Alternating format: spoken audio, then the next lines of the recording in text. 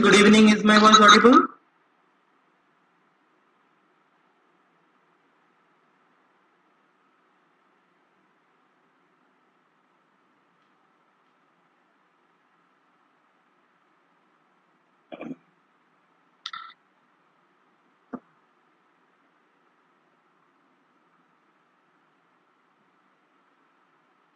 Okay, great. So let's continue our discussion, friends. And let me tell you that we will be discussing the things in a very slow pace here because, as you all know, yesterday also I have told that the topic that we are discussing is one of the most controversial topic that homeopathy has been facing since ever since its existence. So when we discuss the things, I want to ensure that whatever we are covering or whatever things we are trying to understand in terms of the methodology or the modus operandi of our homeopathic medicines, each and everything, we need a clarity on that. And before moving ahead, we want to ensure that we all are together and nobody is having any doubt related to what we are discussing. Is it clear? So, what I'm expecting from you all is that don't hesitate to ask questions, friends. Last 15 minutes at the end of every day's discussion, yesterday it was just an introductory discussion. So today onwards, last 10 minutes or so, I'll give you a chance and time for you to ask your queries. So please be, if you are, when we are discussing things over here, if at all any question come into your mind, please make a note of it and keep it written, write it down and keep it with you. Towards the end, you can basically raise your queries. So I'm expecting some quality questions from you people because as you all know that we are not here to create any followers, but we are here to search the path of truth. So when we are trying to explore the truth, lot of queries, lot of doubts will come. It's not a matter of how we are going to make others believe. ये बिल्कुल हमारा concern नहीं है कि दूसरों को कैसे इसका यकीन दिलाएंगे. Our concern is, am I going to believe that? Is it convincing for me? That is exactly what you have to think. आपको सिर्फ इतना ही सोचना है कि बाकी लोगों को छोड़ दो. क्या ये मेरे लिए convincing है?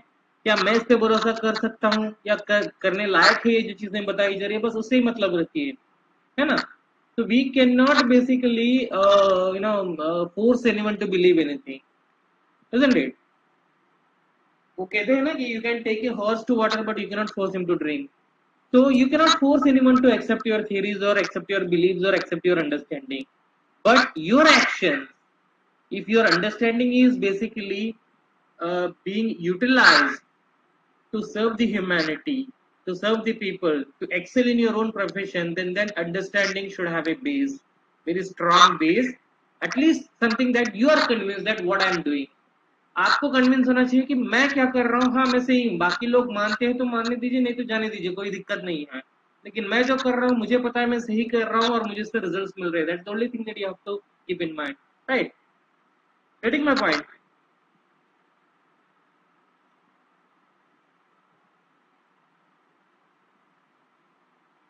So now let's get start today's discussion, friends. The first of all, the before we start with the discussing our theories and the principles that is laid down in the organon and philosophy, the most important thing to discuss is why are these modern scientists against homeopathy? Why are they against homeopathy? You must have seen that there are a lot of videos shared. They come up with a lot of challenges that homeopathy doesn't work. It's a placebo therapy. It is making fool of people. These, that, all these things they come and say. Have you ever seen? I have not seen in my life, but I just want to confirm with you all. Have you ever seen the allopaths or the so-called modern scientists making any such allegations against the Ayurveda? That it doesn't work, coming to an open platform and criticizing the Ayurvedic system like that, what they are doing to homeopathy. Have you seen this? What is the reason for that? What is the reason for that?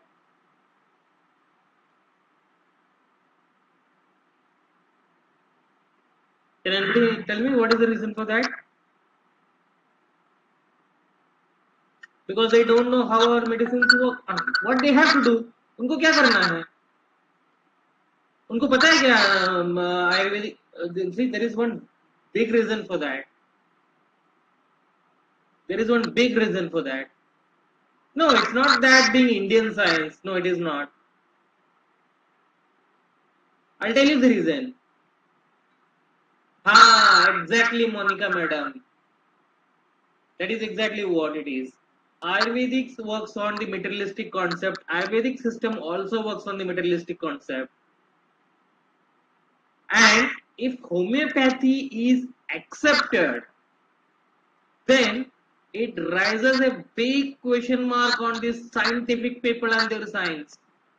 Their entire system will be scrutinized and the doubts that will arise when people start accepting homeopathy, isn't it? Because what we say or what we do are completely opposite to what the so-called scientific theories they have. And if these things are accepted, then definitely in turn that will put a big question mark on this so-called modern theories and modern advancements. Are you getting this difference? It is not a matter that our popularity will degrade them or bring them down or whatever it is. It is that those are secondary things. Those are definitely secondary things. Primary thing is that the entire stake of this so-called modern science and modern theories will be put on a scrutiny if homeopathy is accepted worldwide as a science.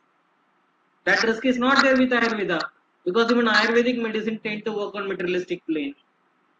I'm getting this point. Do you agree with me? How many of you agree with me?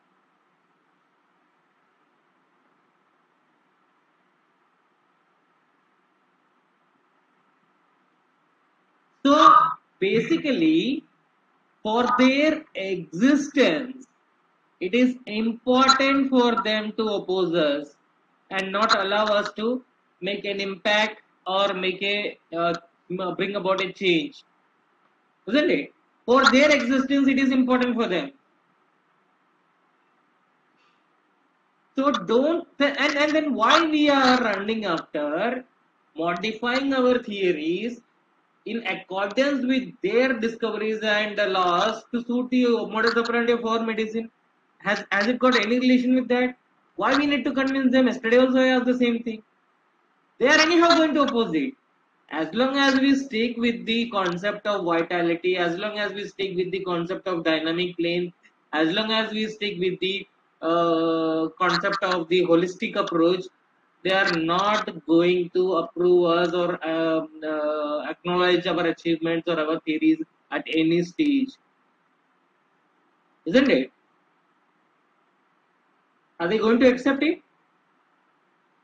If they are accepting it, which in turn means that they have to rethink about their so-called scientific theories and modern techniques and the other things, it puts a big question mark upon that. So we don't need to run after them to ensure that they are accepting.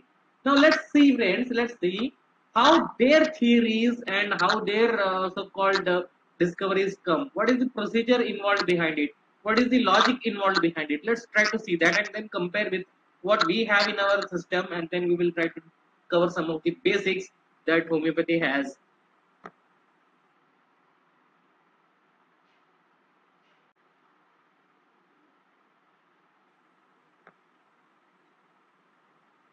Now, this is something that is very, I think commonly known to everyone.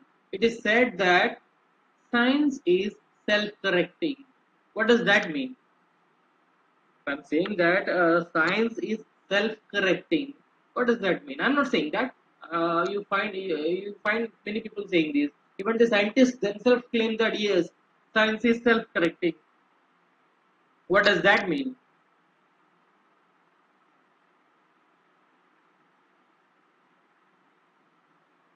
The simple reason, the simple logic is if the science is not believing today in something, listen to this carefully, friends, and tell me whether you agree with me or not. If the science today doesn't believe in something, it just means that they have not discovered anything in favor of the proposed theory to call it as scientific, and hence they oppose. Even if it is true, since they have not discovered it, they tend to oppose. Do you agree with me? If science is opposing something, which clearly means that they are not believing it because they are not discovered it. It may be true, they are least concerned or bothered about it. As long as they don't discover something, they don't accept it. So, how are their theories formed then? How are their hypotheses developed?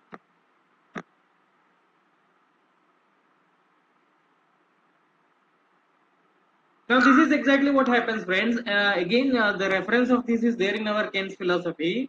Later, I will quote that. But what it is given is that, and if you logically think, this is exactly what happens even today. A person, a man, who may call him as a scientist, observes a phenomena, occurrence, or an incident, or a pattern, and then he basically works on that study. Further, he studies it a lot. He does some experiments in his laboratory and he observes the changes, and then he comes up with some conclusions, and then he formulates a theory or a hypothesis. That XYZ person who is doing so is basically at that point of time representing the whole science. One man is representing the whole science. Then what happens? When a new theory is formed, when a new theory is proposed, another group of scientists, another group of scientists sit under a table and discuss on this theory, what is being proposed. They discuss on it. They argue with each other. They consider all the facts. They consider the experiments done, the conclusions, everything they take into consideration. And then what can happen? Either the majority who are sitting on that table, that group of people who are sitting on that table, majority will either approve or they will discard. If it is discarded, then that theory is gone. If it is approved by the majority, if the theory that the person is proposing is approved by the majority, then it becomes a scientific theory. And if at all any theory was existing on the same matter and this is something new, that this new thing basically replaces the old one and the old one become outdated and discarded. Isn't it? This is exactly what happens. Do you agree with me? So after a few years, what will happen?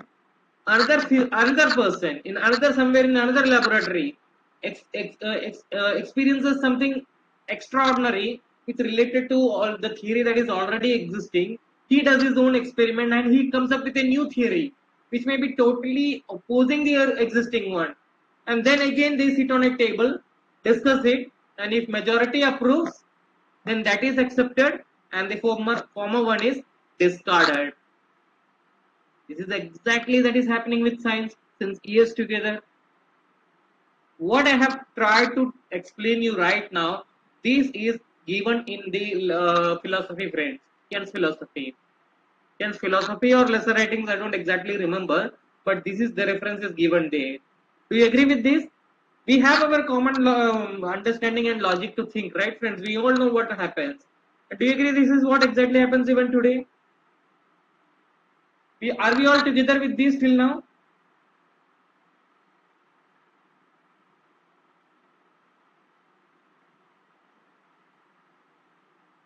So just imagine, friends, just imagine, think about a time when, and now a theory which is outdated, now a hypothesis which is outdated, think about a time when that was in existence and all their actions that was then justified, all their actions that was then justified based on that existing theory has now become outdated. So what they are doing today, they can only justify their actions today based on the existing theories. Tomorrow, if it changes, these people will not be able in a position to sometimes justify their actions, and they will conveniently come and say that, oh yes, what we did during that time was in accordance with the theory that was approved that time. Now it is not. So how do they account for something that they have done wrong because of their partial knowledge or partial discoveries? the partial truth that they have discovered, the so-called, which continuously keeps on changing with time, how do they explain their actions? Can we call this as a stable system where the theories keeps on changing? Today, what we learn, nobody can give in writing that the science will remain same and it will be the same after 50 years. Can anybody say that with confirmation? आज जो हम पढ़ रहे हैं या आज हम जो हम पढ़ा रहे हैं, कोई गारंटी नहीं कि कल भी वही सच होना है. The day, just imagine, friends, just imagine, think over it. Today, science is not believing the existence of vital energy, vital force, and the dynamic plane because they don't have any instrument to measure it.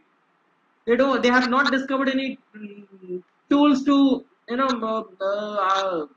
identify these existence of these things in their clinical labs. But tomorrow, let's say after 100 years, science, as they claim, the so-called science, as they claim, it is always progressing. So just imagine after 100 years, if they come up with some extraordinary scientist with extraordinary brilliance comes up with an instrument which can detect the vitality and measure the strength of the vitality, then what will happen? What will happen then?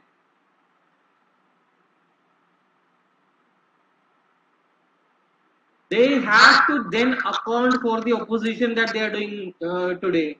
They will not. What they will say, very conveniently, they will say that, oh, science is self-correcting. During that time, 100 years before, we were opposing because there was no scientific evidence. Now there is scientific evidence, so I will believe it. Truth has remained the same. 100 years before and now also the truth has remained the same. Just because they don't want to believe, they will not believe. Isn't it? I'm getting my point. Now see, when we are discussing these, friends, these videos are going to come on the public platform as well in YouTube. And there will be some people, I'm expecting that. Let's wait and watch. There will be some people from our own fraternity who will come and oppose this thing. Let's see. Let's wait and watch. Because they give more importance to the so-called modern science and they feel that it is important for homeopathy to develop. It is important to get the acceptance of the modern scientists. Why? Is that required, friends? Is there acceptance required for us to progress?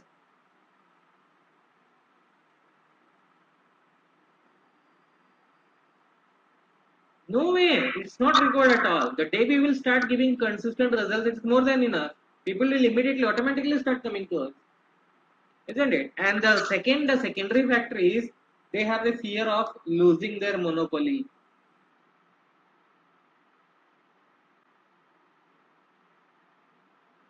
As far as healthcare system is concerned,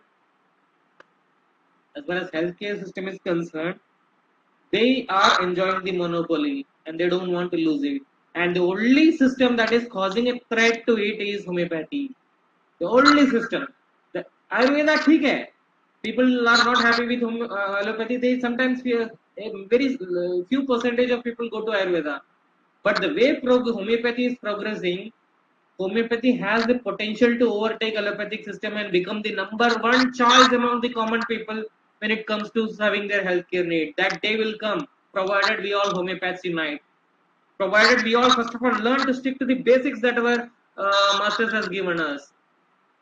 That fear is there in them.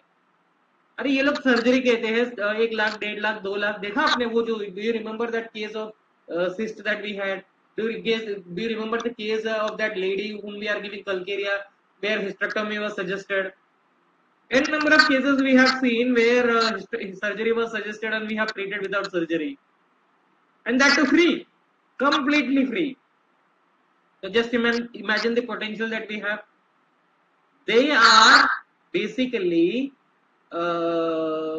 in panic situation if homeopathy progresses the way it has to but they are lucky that in our own system we have many people who don't believe in homeopathy. They are lucky in that way. If at all we had a unity in our ranks, it's high time that we could have taken that number one position.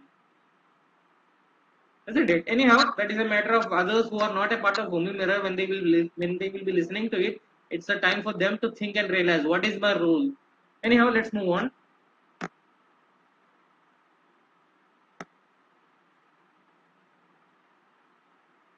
This is what exactly I said. There is no guarantee that what is being taught in the colleges today, what is being believed as a science today, there is no guarantee that it will remain consistent even tomorrow. Yes, Monica ma'am, exactly that is what I am saying. Consistent results from homeopathy can bring about a revolution, and that is the mission with which Home Mirror is working. It's a matter of finding the right people under one roof at the right time. That is exactly what I am waiting for. Anyhow, the facts are facts. The truth never changes. Quite true. जो facts है वो facts ही रहेंगे, जो सच्चाई वो कभी नहीं बदलने वाली है. The facts are facts. The truth will never change. So just imagine, friends, on one hand, the allopathic concept, their theories, their principles, their so-called discoveries are continuously keep on changing. But on the other hand, look at our theory, look at our principles, look at the basics of our organon and philosophy. They have remained unchanged, and unconditionally those people who have learned to stick to it has been giving consistent results in their clinic, whether it is now or 50 years back or 100 years back. Those people who have understood that truth which is laid down in the organon and philosophy, and those people who are sincerely sticking with that, they have been getting consistent results unconditionally even today, isn't it? Do you agree with me?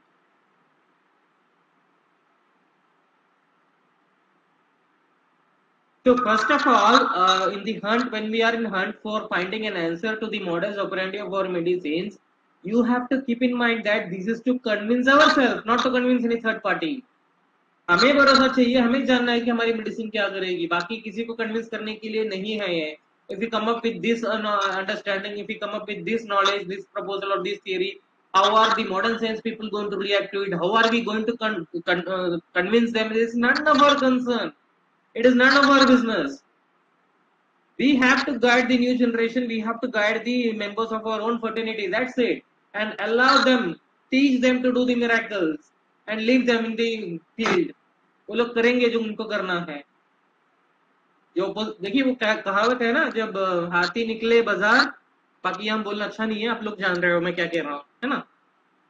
तो ये चीज है friends. Believe in yourself, believe in your pathy, believe in your system. So that is exactly what I want a commitment from your end, that key whatever we are trying to discuss over here, we are trying to basically correlate the missing links in organon and philosophy. We are not going to discuss anything that is against organon and philosophy. जो links missing है उसको वहां पे हम लोग क्या क्या possibilities हो सकते हैं, we are just going to discuss on that, and that is to convince ourselves, not to any third party or any other person from any other system. Isn't it?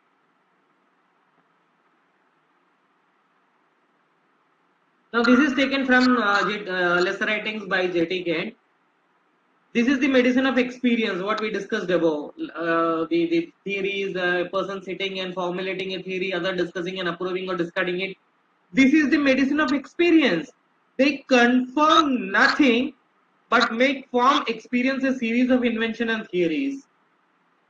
Whatever the person who is doing the experience, whatever his findings are, they are basically trying to confirm or oppose it, discard it. That's it. This is the medicine of experience. They confirm nothing but make from experience a series of invention and theories. So from the experience of one person, they are making invention and theories.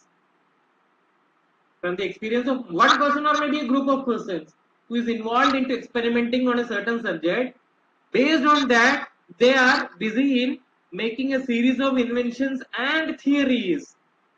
This is the wrong direction. The science of medicine must be built on a true foundation, and something that is built on a true foundation shall never change. Do you agree with me? How strong these words are, friends? Isn't it not motivating? When we hear the critics and allegations from the other so-called system, and when we read this kind of lines from our own literature, don't you think that these lines has that enough power to overcome those hard feelings that we get when we listen to these critics and allegations? Just a matter of time. समय आएगा, isn't it? And there are n number of things given as far as the modern science is concerned in our organon and philosophy. Friends, we'll come back to that at a later stage. Are we all together so far? Anybody who is not agreeing with what I'm saying, they can type their query in chat box. Is there anyone who is not agreeing with what I'm saying right now? Or are we all together as of till now?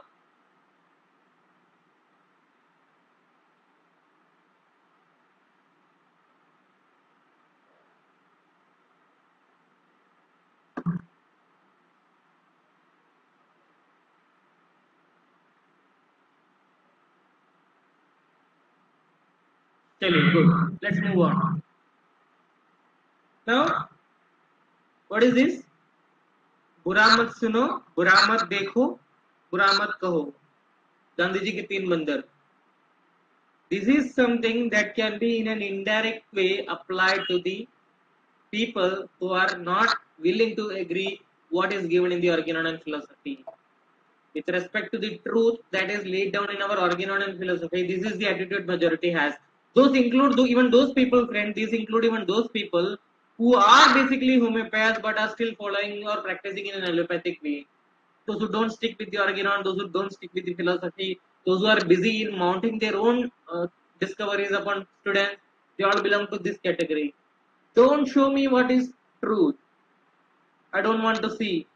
Don't tell me what is truth. I don't want to hear. And when you ask them questions about their own understandings, they have nothing to say. Don't ask me queries. I said what I had to say. मुझे जो बोलना था मैंने बोल दिया. मानना है मानो, सवाल मत पूछो. है ना? ये आज की सिचुएशन है. And that is why in market we have n number of theories and n number of people selling their own school of medicine. The day we shall unite, my friends, definitely, a revolution is bound to come.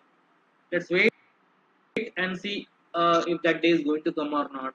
So let's now, so whatever we have discussed so far, friends, I hope that that was convincing enough to make you understand that we are discussing here the modus operandi only to convince ourselves, not to convince any third party.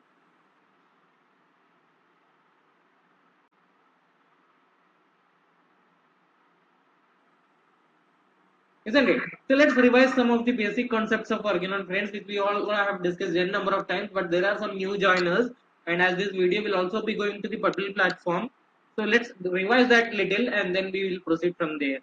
So according to our basics of Organon, let's try to understand what it is. Man as a whole is made up of two planes, the materialistic plane and the dynamic plane. The materialistic plane is consist of the cells, tissues, organs, blood vessels, and nerves. Whatever we see materialistically from outside, all those constitute the materialistic plane. The dynamic plane consists of the vital force, then our will and emotions, then our intellect and understanding. So basically, these two planes, the materialistic plane and the dynamic plane, they cannot exist in isolation. They cannot exist in absence of each other. They are one and the same and can exist only in the presence of each other. If the dynamic plane doesn't exist, then the materialistic plane will not also exist, and the same is the case vice versa. Now the biggest deviation that homeopathy has from the so-called modern science and modern discoveries is the theory of Voidal Principle, isn't it? Now leave aside what others think and leave aside what others say. How many are there in this group, friends, who strongly believe in the existence of this vitality or vital force or a vital principle, we can say? How many are there who convincingly believe that yes, I believe in this vitality, I have an understanding what it is? Now, is there anyone those who don't believe, friends? It goes easy if we all believe, but there may be some group of people who may not be believing in the existence of this vitality. So, for their sake of understanding, let's try to quote one or two examples to confirm or to make ourselves believe the existence of this vitality. Have you ever come across any situation in your life, friends, where you had done something? Have you ever come across any time in your life where you have done something which later on seems very impossible to you. अरे आज मैंने कैसे कर दिया ये, मैंने किया ये कैसे कर दिया, पता नहीं उस टाइम पे एनर्जी इतनी कहां से आ गई क्यों कर दिया. Have you ever observed this kind of experiences in your life from on a critical situation or in a situation where you had to take some crucial decisions or make some crucial movements or you somewhere from an unknown source has got that extra energy that for that momentary period of time. Anytime it has happened. Many times it has happened to you. So where is this energy, extra energy coming from? The so-called modern science may relate it to the brain's activation of receptors, creation of secretion of these hormones, but these are all the ways in which the vitality executes its action. In fact, this extra energy, extra source or extra push comes from the vitality when it is triggered. When you don't have confidence to do something and when others motivate you, you grab that motivation, you grab that positivity, and that positivity doesn't go to the brain directly, it goes to the deeper plane, dynamic plane, to the vitality and boost the vitality. And then that vitality pushes you to overcome the difficult situation or do something which you are hesitating to do. That extra confidence comes from that push given by the vitality. That extra push is executed at a local level or materialistic level in the forms of rise in the hormone level or whatever it is you may call, which the so-called modern science relate to. Are you getting my point? What I'm trying to say, is this understood?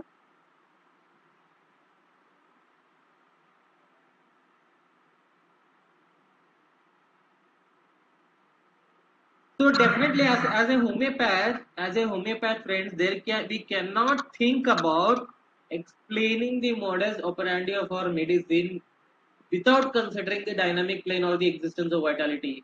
Without vitality, there is no homeopathy. What is the difference between relationship between fertilization and vital force? I don't understand that. How you are correlating fertilization and vitality?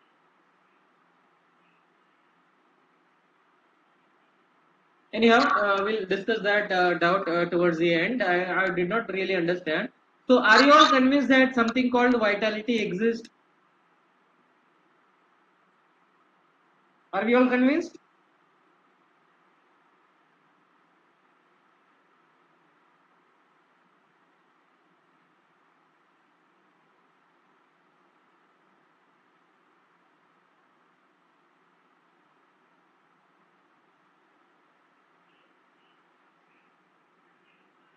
Right. So this vitality which we talk about, the vital force which we talk about, the vital principle about which we talk about, is basically the central controlling unit. Each and every movement, each and every action, each and everything that happens in our life, each and every way we react to a certain stimulus, everything is controlled by this vitality.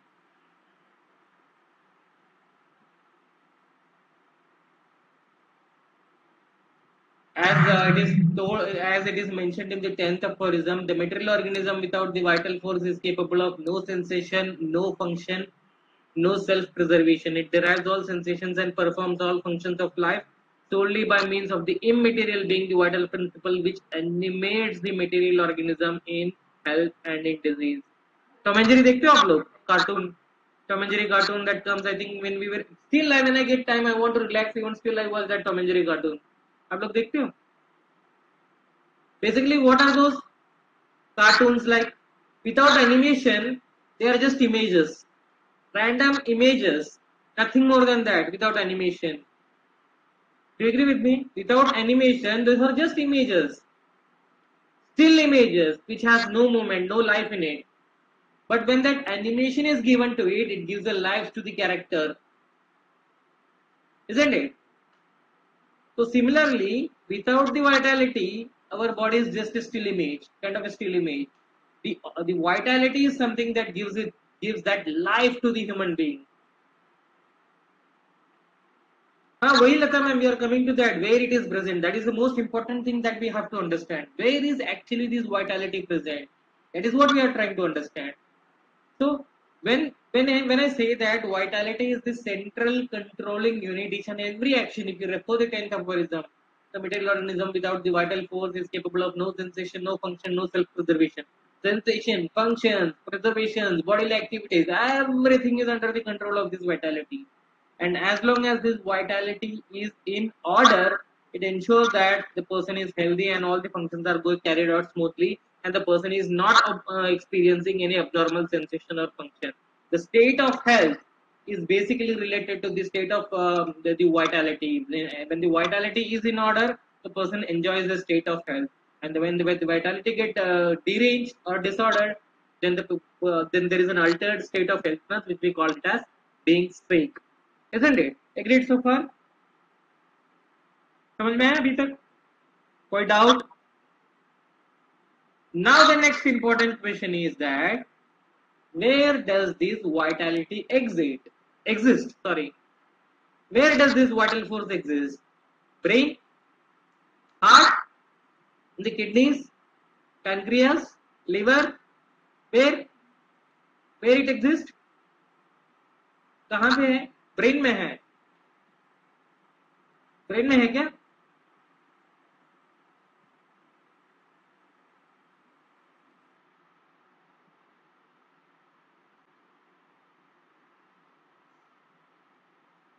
This vitality is not a separate entity, friends. It is something that exists throughout the whole body. It shows its presence in each and every cell.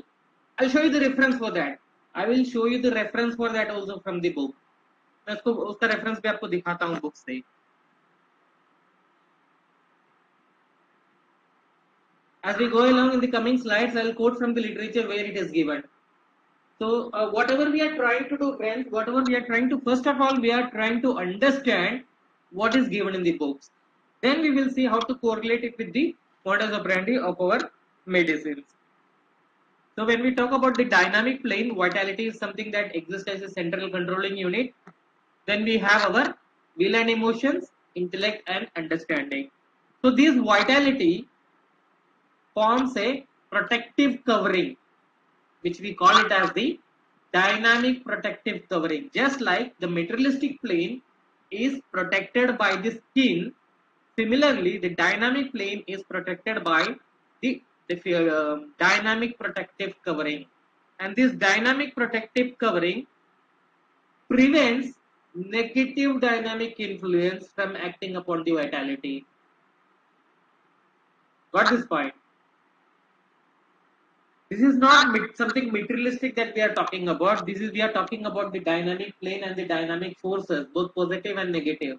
Dynamic forces are of two types: positive dynamic influence and negative dynamic influence. And vitality, since it is spiritual and dynamic in nature, the vital force which we are talking about is spiritual and dynamic in nature. So if anything has to affect the vitality, that effect also has to be at a dynamic level.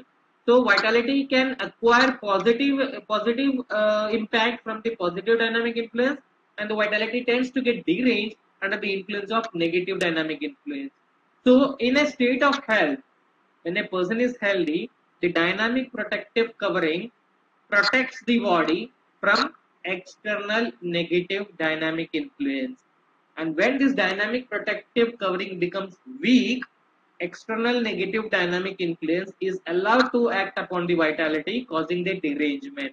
And when the vitality gets deranged, then the body gets exposed. Protection is lost. And according to the susceptibility of the patient, that part becomes susceptible to become sick or develop physical symptoms. Isn't it? Getting this point? How it becomes weak? We have discussed on that also. Let's revise that also. What are the factors? Now the next important thing is, what are the factors which brings down the strength of the dynamic protective covering? What are the factors which lowers the strength of the dynamic protective covering? These factors can be either external or internal. Internal factors include any negative emotion like stress, panic, depression, prolonged worry, disappointment, sadness, weeping. These are all negative things which brings down the strength of the dynamic protective covering. And external factors, which if we consider the external factors, external factors including a sudden change in the external atmospheric temperature, then exposure to extreme climatic conditions, like somebody is exposed to sun, heat of sun for 3 hours, 4 hours, which they are not used to. That will also bring down the strength. Over physical exertion. Over physical exertion is also something that brings down the strength of the dynamic protective covering. So when the strength of the dynamic protective covering becomes weak because of any reason, then we tend to become sick. Like for example, you must have noticed, I'll give you an example. You are not used to going out in sun and you are sensitive to sun and heat, so you prefer to be in your AC room, putting on the AC always. But all of a sudden, for some unavoidable reason, you had to go out for a shopping with your friend and you got exposed to heat of sun for 3 hours, 4 hours. Immediately as you got exposed, you will not get any symptoms. But by the time you come back in the evening, you are too tired and then you go to sleep and then you wake up, you may be having fever, you may be having headache, you may be having body ache, you may be having some other symptoms like vomiting, nausea. Have you observed this? Have you observed this? So this happens because overexposure to extreme climatic condition has brought down the strength of the dynamic protective covering, because of which the negative dynamic influence acts upon the vitality and makes the vitality derange. And because of that derangement, based on your susceptibility, you will develop one or the other disease, isn't it? So these things are basically based on truth, friends, and we can correlate it with the daily life examples that we see in our daily life. Examples that we see in our daily life, right? So this dynamic protective covering protects the body from external negative dynamic influence and thereby serves to maintain a person healthy. Now this is the reference that I was talking about, friends. Let's see what is the given in the books. This is taken from Ken's philosophy, lectures on homeopathic philosophy by J.T. Ken. What it says is that in the government of man, there is a triad, a first, a second, and a third, which gives direction. That is the cerebrum, cerebellum, and the spinal cord. Or when taken more collectively or collectively orally, the brain, spinal cord, and the nerves. We all know that. We study in the physiology how the reaction comes and how the receptors are activated, how the positive, negative feedback mechanism. We have already shown a video related to that as well. Then what the book says further? Considered more internally, considered more internally, we have the will and the understanding forming a unit, making the interior man. Yes, ma'am. Exactly, ma'am. It is. We are talking about homeostasis. So the reflex actions and whatever other phenomena that are observed at a materialistic level, those helps to maintain the homeostasis. But again, their actions are under the control of the interior man, the vitality and the interior plane that we call the dynamic plane. So considered more internally, we have the will and understanding forming a unit, making the interior man the vital force or the wise regent of the soul, that is the limbs or soul stuff, the formative substance which is immaterial, and then the body which is material. So first comes this dynamic plane or the vitality which is immaterial. Immaterial in the sense it is not something materialistic that can be found out using a microscope or a laboratory investigation or using a scarf coil. You cannot discover it. Never. It exists in an immaterial. It exists as an immaterial substance in the interior of man, which we call it as the dynamic plane. So the dynamic plane and the materialistic plane both exist in isolation. Now somebody was asking, where does this vitality exist? Vital force exist. For that, this is the reference. I'll show you. Every cell in man, every cell in man has its representative of the innermost, the middle, and the outermost. There is no cell in the man that does not have its will and understanding, its soul stuff or the limbus or substance, and its material substance. This clearly means that the vital force exists everywhere. You cannot think about any part of the body without the vitality being a part of it. Getting my point? Huh. Soul in the sense soul is not a term जो आत्मा का जो use करते हैं, जो साड़ी पहन के वो जो है वो गाना बजाते घूमेगी, वो जो जो कॉन्सेप्ट हम सोल का मूवीज में देखते हैं वो नहीं.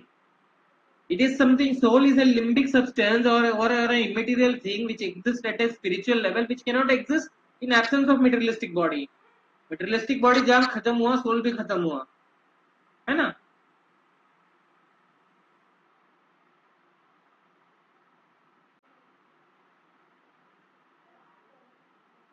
So sir, the big disease ahead of us is AIDS, hepatitis, syphilis. Why don't we get results in that? We'll come to that, including cancer. Cancer तो उससे भी बड़ा है ना मैडम. कैंसर तो इससे भी बड़ा है. तो why we are facing difficult to cure cancer, ये सवाल का जवाब भी आना है. मैंने पहले भी बोला है कि सारे सवालों का जवाब आएंगे और सवाल आना भी जरूरी है. As we go along, as we move along, it is important for us to get these questions as well. जो भी सवाल आपके मन में आ रहे हैं सब लिख के रखिए. Keep a note on all the questions that is coming in your mind. We will answer everything. We will answer everything. Okay. Limbus present in the brain, then I want to ask that soul is so. तो ma'am देखिए, soul की जब हम बात हो रही है, it is not related to जो आत्मा का कॉन्सेप्ट है वो नहीं है. It is related to this vitality, the immaterial super power that controls the whole body as a unit. इससे पहले जो रेफरेंस हमने पढ़ा था उसमें देखा था ना, it is a unit, it is not a soul identity. जैसे हमारा ब्रेन है, जैसे हमारा सेरेबेलम है, सेरेब्रम है, या लिवर है, किडनीज है, it is a whole separate entity. Just like that, it is not an entity. It is a whole. It is completely a whole. Getting this point? The miasms are contagious. They flow from the innermost to the outermost, and while they exist in organs, yet they are imperceptible, for they cannot exist in man unless they exist in the form of subtile enough to operate upon the innermost of man's physic nature. Now, somebody was asking that will we be giving explaining about the miasms as well. Now here the role of miasm comes. Now do you know do you all believe that miasms are also something that exist and affect the dynamic plane? Do you agree with that if I say that miasms are also something that basically exists at a dynamic level and has its effect upon the dynamic plane? Do you agree with that? So these miasmatic responses is something. This miasm is something that basically gives an individuality to a particular person. Even in the localized symptoms, if you talk about the localized symptom that a person may be having, even in those localized symptoms, we get characteristic particulars.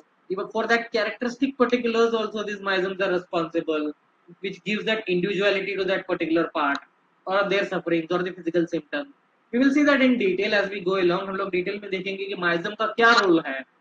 Why even we get to see, you must have seen that those people who have the asthma, breathing difficulty, some people have the aggravation late night, some people have it the moment they go to bed, some people have it in the early morning, some people have it very specific time, just like the arsenic we see midnight aggravation. I have seen a couple of patients in my clinic, friends, when their bystanders say that bystanders say that when the patient starts coughing, we don't need to look at the clock. We can presume that it is 12 o'clock. That much sharp it is. Just imagine. Have you seen such things? Very precise things. Why miasm is contagious? We will come to that, ma'am. When we will be taking up as this journey goes on, we are definitely going to take up miasms for detailed discussion. So we'll come to that. How does that goes on? Why is it said that it is contagious, and what is its role in health and disease? All those things we'll discuss. So this individuality, even at a particular level, the particular symptoms, the individuality is given, is owned because of the existence of these miasms. We will see that in detail as we go along in this journey. Now, next is to define the emotions. This is something we will be able to continue in detail about the emotions tomorrow only, friends. Our time is also up now. But still, this is something that I want to share. These are just I was just browsing through internet and I got this. Art feelings. Science struggle to define emotions. Does science have a proper explanation as to where does these emotions come from exactly? They have some assumptions and some theories for which again some scientists are not agreeing. I have gone through that theories as well. They have attributed the emotions coming from the brain, the hypothalamus, and some other parts. But there are some scientists who are not going with it completely. There are self contradictions in the world of science related to these emotions. Do you agree with this? If I say that science has basically struggled to define emotion, that is one thing, and science has also struggled to define the role of these emotions in making a person sick. They know that, they see it, but how they are going to explain it? How they are going to explain it? No idea. There is no specific theory for that, but we have it, isn't it?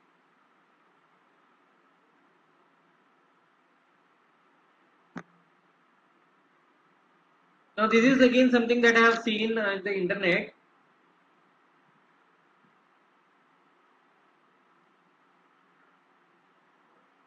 So which clearly says that even they are not quite sure as to where this emotion come from, and they don't know exactly what is the role of this emotion, how these different emotions are generated. There is no specific theory for that. But they say they are happy to say that we don't have any theory, but they are still not happy to believe, or they are still not ready to believe what we say. Anyhow, that is none of our concerns, as I have already told.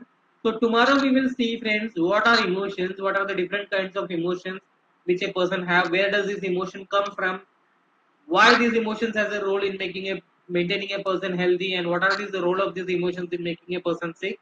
All these things we will try to understand tomorrow. Right. So any questions?